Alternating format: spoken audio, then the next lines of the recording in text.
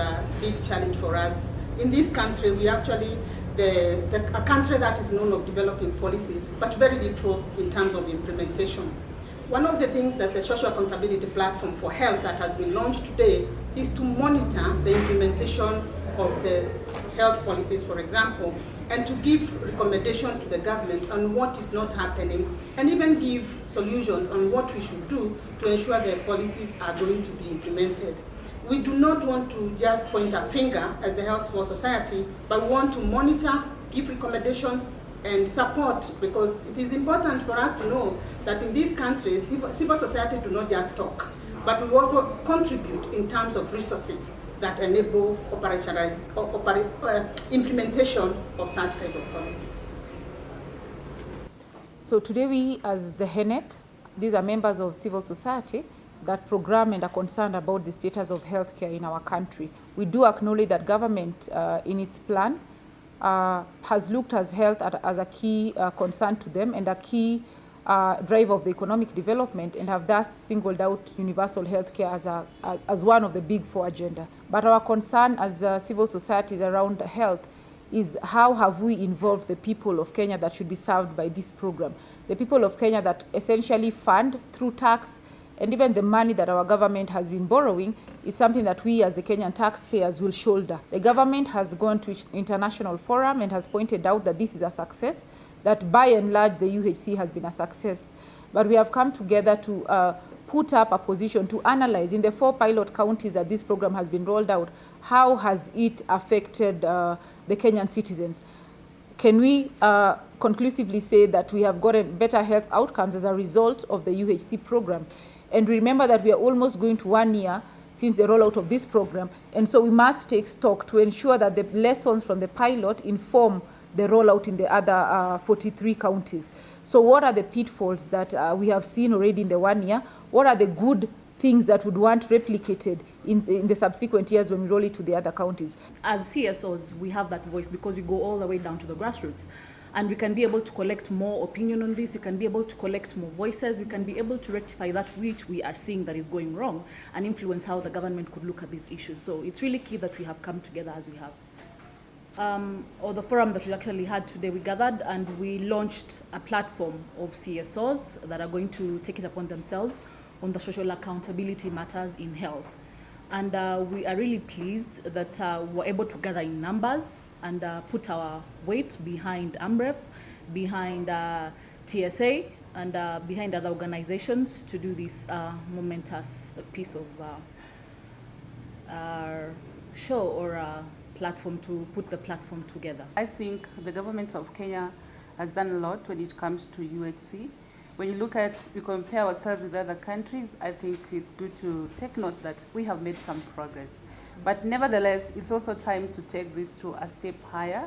And the best way to do it is by having such discussions, holding more of these engagement meetings to ask ourselves, where are we in terms of look back and reflect on where have we come from, what have we achieved, and what are the gaps that we can more or less try to strengthen as we are planning to roll out.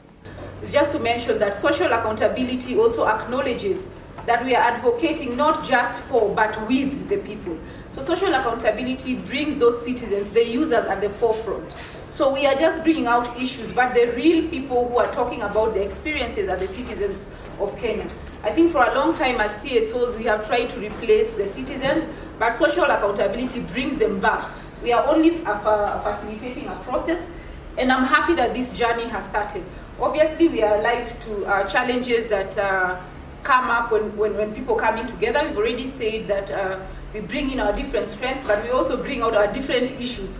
So I just hope and pray that we are going to leave partisan issues out of this platform and let us stay focused on what we seek to deliver to the people of Kenya. Remember that social accountability is not about finding fault, but we are strengthening the systems.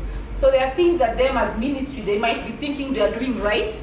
So at all times, not to assume that there's corruption and that this the ministry is just targeting to siphon public funds, but sometimes it's just the other side of the story that they cannot also have. So for them acknowledging that working together with the civil society, us being together, is going to better health outcomes for the people of Kenya is critical.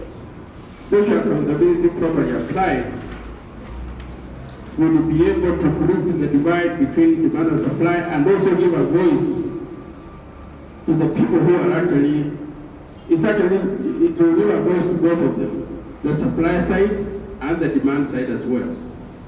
Such that when we are producing solutions for certain programs or certain problems, these solutions should be based on what the needs of the target people is. You have the community for whom these projects are meant. They must be able to understand that the resources which have been provided are this amount, and this is what the resources are going to do. And as we are available to participate in any way you want us to participate, so that that can be achieved. Because ultimately, if everybody of us, our people, are able to achieve UHC, then that would be the intention of the government and people would be able to appreciate. From other agencies, for instance, so that the community knows how much money the facility is receiving, and then the food goes ahead and says, and as we are available to participate in any way you want us to participate, so that that can be achieved. Because ultimately, if everybody of us, our people, are able to achieve UHC, then that would be the intention of the government and people would be able to appreciate. And I was thinking, correct me if I'm wrong, UHC has not really touched on friendly services, is it? Can we give it as one of the recommendations?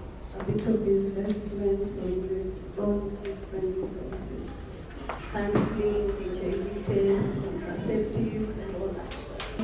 I was going to add, not just in the type of service provision, but even in decision making, so that they are part of the table. And I think this wasn't factored in as much. So engaging them, letting them be part of the platform we are just about to launch is not for only HENNET members per se.